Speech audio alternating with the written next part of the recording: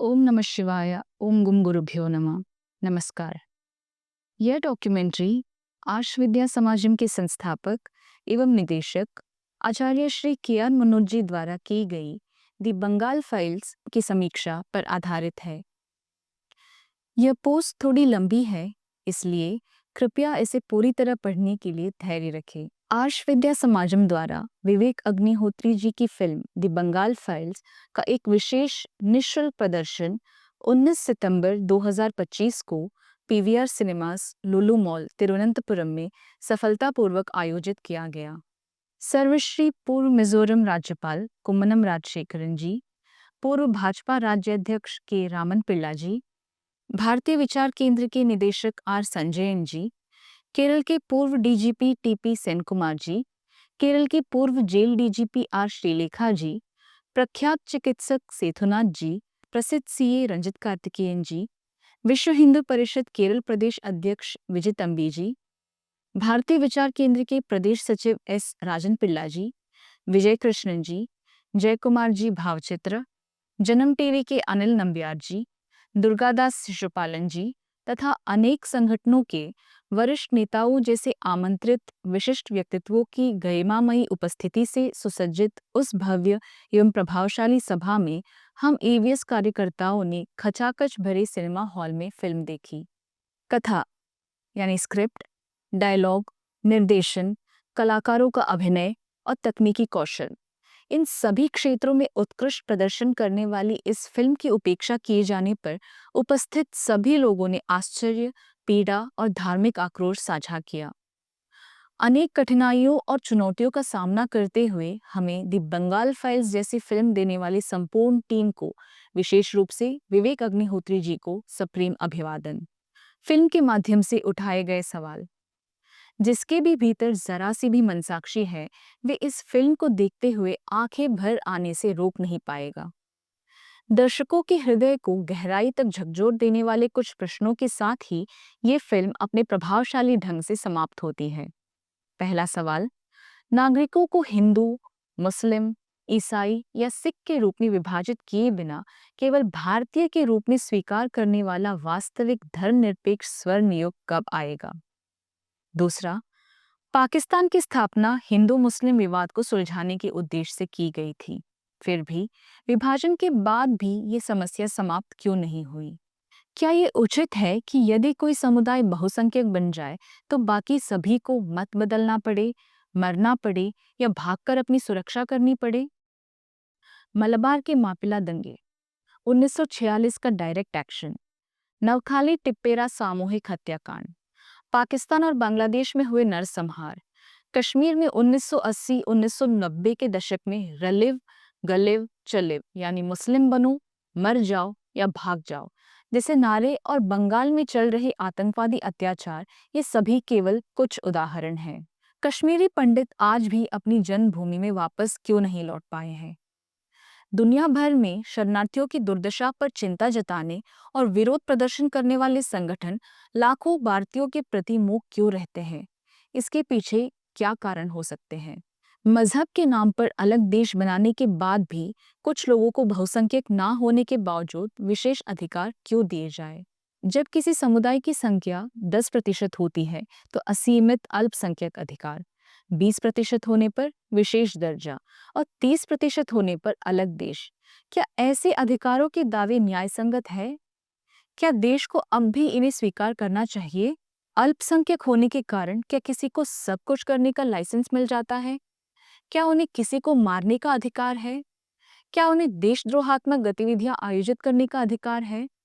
कुछ लोग उत्तेजित होंगे, दंगे होंगे, ऐसी आशंकाओं के कारण हम अब और कितने समय तक ऐसा सहते रहेंगे? जब हम देखते हैं कि बंगाल 1946 की स्थिति की ओर, यानी विभाजन से पहले और बाद के हालत की तरह फिर से बढ़ रहा है, तो हमें क्या कदम उठाने चाहिए?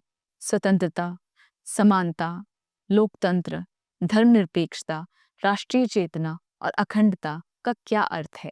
हमारे नागरिकों को सत्य का अधिकार, राइट टू ट्रुथ, न्याय का अधिकार, राइट टू जस्टिस, और शांतिपूर्ण जीवन जीने का अधिकार, right to live in peace, कब प्राप्त होंगे? वो साहसी पीढ़ी जिसने मूल्यों के लिए संघर्ष किया और अनगिनत बलिदान सहते हुए अपनी जान दे दी, आज इतनी कमजोर क्यों हो गई है और कुछ लोग बिना कुछ प्रतिक्रिया दिए चुप क्यों रहते हैं? अंत में वे कौन है जो हमारे नागरिकों से सच्चाई, ऐतिहासिक वास्तविकताएं और समकालीन खतरों को छुपा रहे हैं? द बंगाल फाइल्स विषय एक संक्षिप्त परिचय।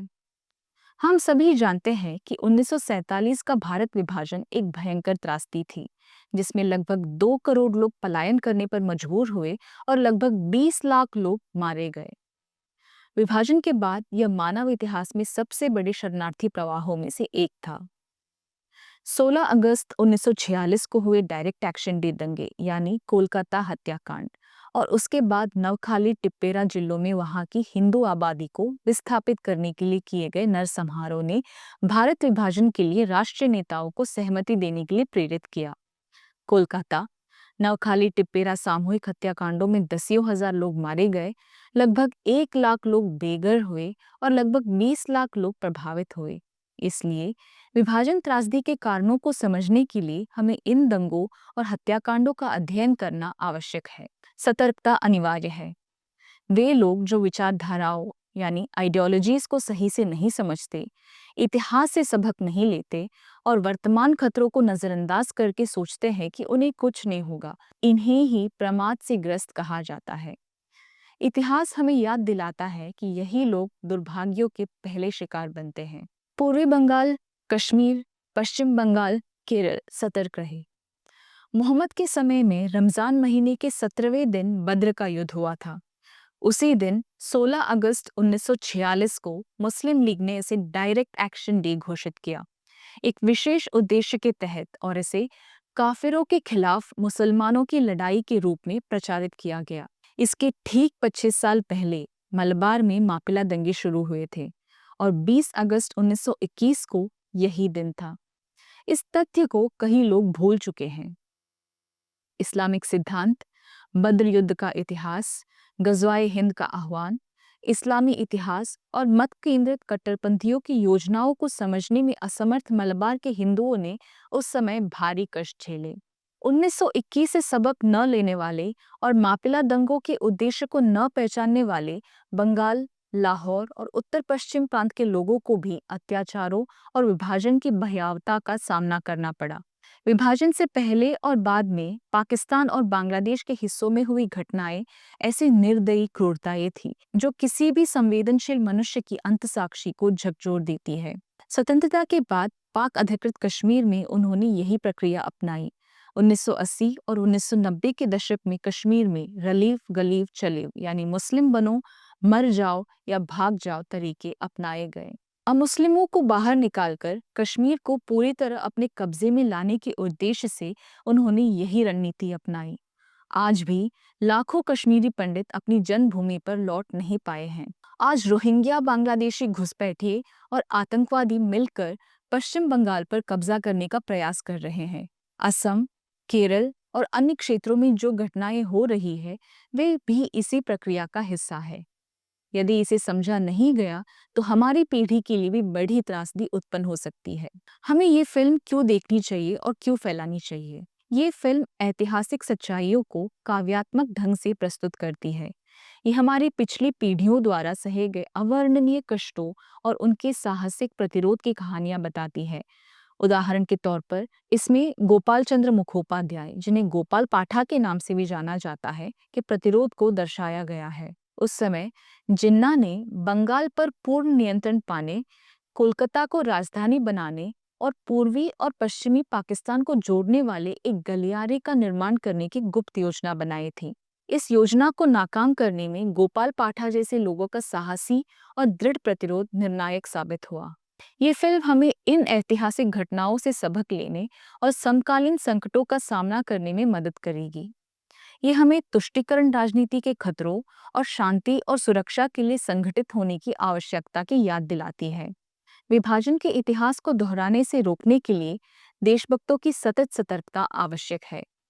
इस फिल्म को देखना और इसे फैलाना हम सभी का नैतिक कर्तव्य है। समकालीन संकट। अब कुछ लोग द बंगाल फाइल्स पर चर्चा किए बिना इसे दबाने का जानबूझकर प्रयास कर रहे हैं। ये फिल्म बंगाल की महानता, उसके सांस्कृतिक स्वतंत्रता संग्राम तथा पुनर्जागरण की लहर को उजागर करती है और इसे बंगाल में प्रतिबंधित किया जाना केवल हमारी जनता के लिए दुर्भाग्यपूर्ण ही कहा जा सकता है। ये फिल्म बंगाल के इतिहास और उसकी महत्वपूर्ण समकालीन समस्याओं को सच्चाई से प्रस्तुत करती है। ये अत्यंत चिंताजनक है कि कुछ लोगों ने ये तय कर दिया कि जनता को इन कठोर सच्चाइयों के बारे में अनभिज्ञ रखा जाना चाहिए। सत्ता में बैठे लोग बार बार एक मूल तथ्य को भूल जाते हैं कि जो लोग विचारधारा, इतिहास और वर्तमान वास्तविकताओं से अनजान होते हैं, उनका कोई भविष्य नहीं होता। फिल्म का विषय कुछ लोगों को खटकता होगा, वही लोग इसे बिना किसी विवाद बनाए नजरअंदाज करने की कोशिश कर रहे हैं। ये साफ साफ दिखाई देता है। लेकिन स्वाभिमानी देशभक्तों की स्थिति कैसी है? कुछ लोगों ने तो इस फिल्म के बारे में सुना भी नहीं है, और जिन्होंने सुना है उन्हें ये तक नहीं पता कि फिल्म किस विषय पर है। कुछ लोग इसकी लंबाई को लेकर शिकायत करते हैं। सच है, ये फिल्म 3 घंटे 20 मिनट लंबी है। जो लोग अपना समय, पैसा और ऊर्जा अर्थहीन रीतियों, आयोजनों और यात्राओं में खर्च करते हैं, उनके लिए इस ऐतिहासिक फिल्म को एसी थिएटर में देखना कठिन लग रहा है। एक ऐसी फिल्म जो हमारे पूर्वजों के कष्टों, आज के खतरों और आने वाली पीढ़ियों के संभावित संकटों को उजागर करती है। अफसोस, अत्याधुनिक तकनीकी साधनों और कुशल निर्देशन के साथ बनाई गई, देश की सुरक्षा और वर्तमान समय की प्रासंगिकता को ध्यान में रखते हुए तैयार की गई ऐसे फिल्में बिना किसी चर्चा के गुजर जाती है। ये आश्चर्यजनक और दुर्भाग्यपूर्ण है। जो लोग बड़े जोखिम उठाकर और भारी खर्च करके साहसपूर्वक आगे बढ़ते हैं, उन्हें प्रोत्साहित करने के लिए हमें तैयार होना चाहिए। याद रखें, करोड़ों रुपए और अथक परिश्रम से किए गए ये प्रयास यदि असफल हो जाते हैं, तो फिर कोई भी इस क्षेत्र में कदम रखने के लिए हिम्मत नहीं करेगा। हमें कला के माध्यम से विचारों के प्रचार पर विशेष ध्यान देना चाहिए। केरल ने इस मामले में the Kashmir files, the Kerala story और छावा जैसी फिल्मों के माध्यम से एक सही उदाहरण प्रस्तुत किया। फिर भी हमें आत्म परीक्षण करना चाहिए कि क्या हमारा समाज इन महत्वपूर्ण विषयों को प्रसारित और स्वीकार करने के लिए तैयार है। एक, पुरा मुदल पुरावरे, मलयालम में मलबार मापिला दंगों का चित्रण। Razakar, the silent genocide of Hyderabad, Hyderabad हत्याकांडों का खुलासा। बस्तर, द नक्सल स्टोरी, माओवादी खतरे का उजागर। स्वातंत्र्य वीर सावरकर, विनायक दामोदर सावरकर जी कौन थे, इसका विस्तृत विवरण। आर्टिकल 370, कश्मीर की समस्याओं को सामने लाना। हमें गंभीरता से सोचना होगा कि क्या हमारा समाज इन विषयों पर बनी फिल्मों को देखने, समझने और फैलाने के लिए वास्तव में तैयार है। संस्थाओं के प्रति अनुरोध। ये दुखद है कि नेता और संस्थाएं इस तरह की रचनात्मक प्रस्तुतियों को प्रभावी ढंग से आयोजित करने के लिए आगे नहीं आते। हम सब जानते हैं कि इसके लिए आवश्यक मानव संसाधन, संगठनात्मक क्षमता, प्रभाव और वित्तीय साधन संस्थाओं के पास मौजूद है। ये इसलिए हो सकता है कि कई गतिविधियां संभालने के कारण कुछ लोग ये पहचान नहीं पाते कि सांस्कृतिक क्षेत्र, विशेष रूप से कला, साहित्य और सिनेमा, जनता पर कितना प्रभाव डाल सकते हैं। केरल में केपीएसी नाट्य समूह के माध्यम से ही कम्युनिस्ट विचारधारा आम जनता तक पहुंची। यहाँ तक कि वे मौलिकवादी जो सिनेमा और अन्य कलाओं को हराम मानते हैं, अपने विचारों को कलाओं में फैलाते हैं। उन्हें भी पता है कि एक अच्छी तरह तैयार की गई फिल्म 100 भाषणों से कहीं अधिक प्रभावशाली हो सकती है। सच ये है कि अगर चुनाव के समय रिलीज हुई फिल्में रजाकर, आर्टिकल 370, बस्तर, स्वातंत्र्य वीर सावरकर को राष्ट्रीय स्तर पर व्यापक रूप से आयोजित करने का प्रयास किया गया होता, तो परिणाम बिल्कुल अलग होते। यही सच्चाई है। इसलिए हमारा विनम्र अनुरोध है कि स्पेशल शो आयोजित किया जाए और सभी राजनीतिक कार्यकर्ताओं और उनके परिवारों को यह फिल्म अवश्य दिखाई जाए। हम विवेक अग्निहोत्री जी से विनम्र अनुरोध करते हैं कि इस फिल्म को सभी भारतीय भाषाओं में डब किया जाए, क्योंकि यह हर भारतीय के लिए जानना और समझना आवश्यक विषय है। आर्षविद्या समाजम द्वारा आयोजित स्पेशल स्क्रीनिंग के बारे में। ये मुफ्त स्क्रीनिंग सिर्फ 2 दिनों में आयोजित की गई थी, फिर भी प्रतिक्रिया अद्भुत रही। हालांकि कई सीटें प्रमुख व्यक्तियों के लिए रिजर्व होने के कारण रजिस्ट्रेशन बंद करना पड़ा और कुछ लोग इसमें शामिल नहीं हो सके। ये कार्यक्रम इस बात का उदाहरण है कि अगर कोई सक्रिय रूप से कदम बढ़ाता है तो सब कुछ संभव हो सकता है। जब कुछ लोग साहसपूर्वक सामने आते हैं तो समाज और जनता की मनस्थिति सकारात्मक रूप से प्रतिक्रिया देती है, विशेषकर तब जब जनता अत्यधिक अन्याय और अत्याचार का सामना कर रही हो और कोई सवाल पूछने वाला न हो। इस कार्यक्रम की एक और खासियत ये है कि इस फिल्म में उजागर खतरनाक विचारों की ओर एक बार ब्रेन वॉश किए गए और फिर आर्षविद्या समाजम के सुदर्शनम डी रेडिकलाइजेशन प्रोग्राम के माध्यम से वापस लौटे लोग ही इस आयोजन की सफलता के लिए दिन रात मेहनत कर रहे थे। उन्होंने खुद को एवीएस के पूर्णकालिक कार्यकर्ताओं के रूप में समर्पित कर दिया ताकि दूसरों को वही दुख और कष्ट ना झेलने पड़े जो उन्होंने और उनके परिवार ने अनुभव किया था। भले ही अज्ञानता, गलतफहमी और इंडोक्ट्रिनेशन ने इन्हें भटकाया था, ये साहसी महिलाएं अपनी निस्वार्थ समर्पण भावना के माध्यम से सच्चा प्रायश्चित कर रही थी।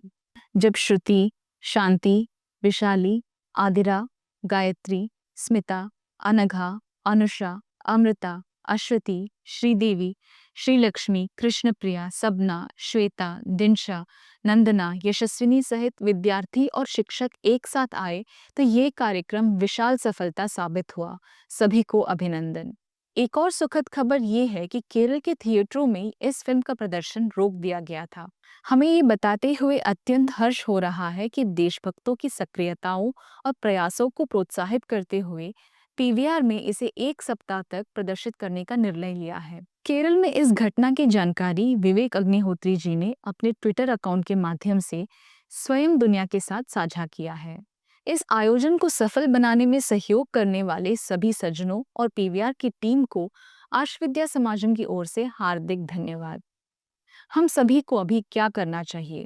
यदि ये फिल्म आपके शहर में चल रही हो, तो कृपया अपने परिचितों, रिश्तेदारों और मित्रों को स्क्रीनिंग के बारे में सूचित करें। फिल्म में अधिकतम भागीदारी को प्रोत्साहित करें।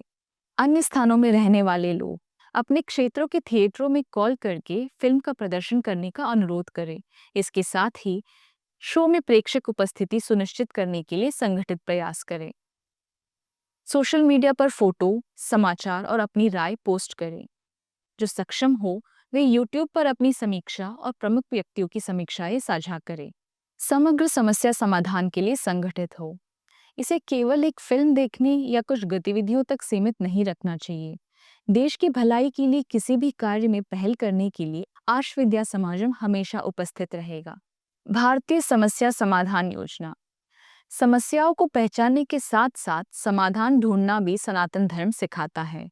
भारतीय समस्या समाधान योजना के 4 घटक हैं।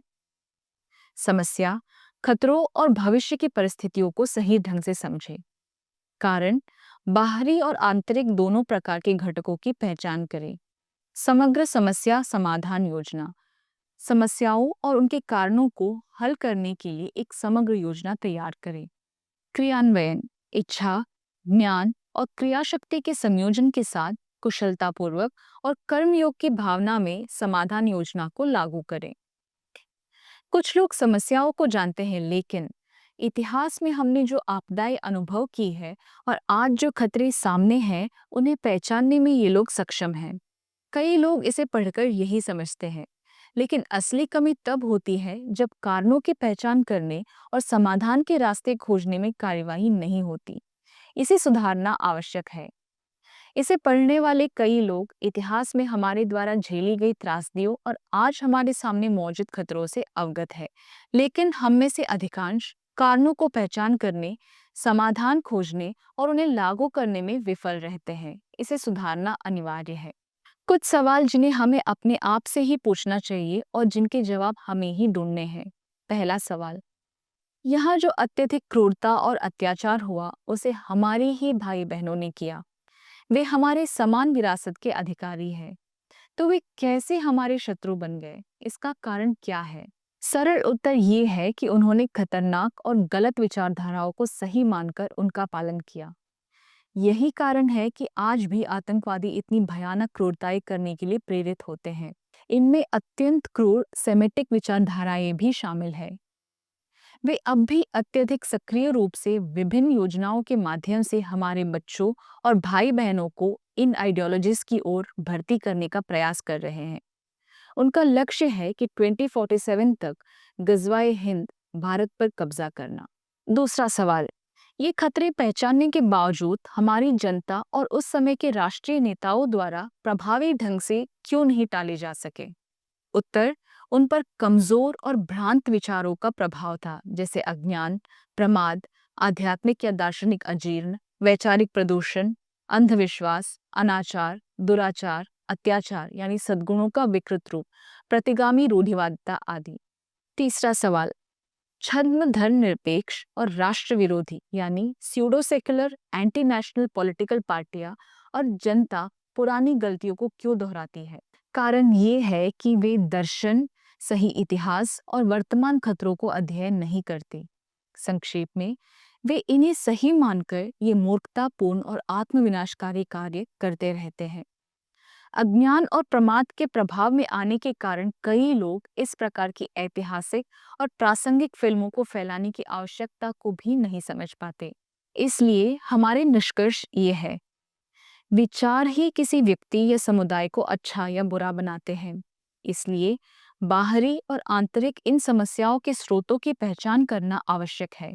ऐसे दर्शन, सिद्धांत और विचारधाराएं जो व्यक्ति और समाज के लिए खतरा है और मानवता को गलत दिशा में प्रभावित करती है, वही असली खलनायक है।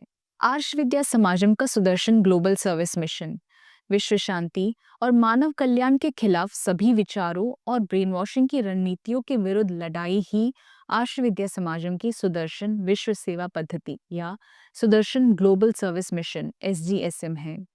सही दर्शन और वैज्ञानिक चिंतन ही सुदर्शन है। ये धर्म और समाज की रक्षा का एक शक्तिशाली उपकरण भी है। सद्गुणी संस्थाओं और सेवा कार्य में लगे कई संगठनों के साथ सहयोग करके हम एक नए प्रयास की दिशा में आगे बढ़ सकते हैं। महीने में कम से कम एक बार और यदि संभव हो तो सप्ताह में एक बार सत्संग के माध्यम से हम एकत्रित हो सकते हैं। इसके लिए आयोजित की जाने वाली गतिविधियों में सभी का सहभागी होना अत्यंत आवश्यक है और इसके लिए हम सभी से विनम्र अनुरोध करते हैं। स्नेहपूर्वक आचार्य श्री KR मनोज जी।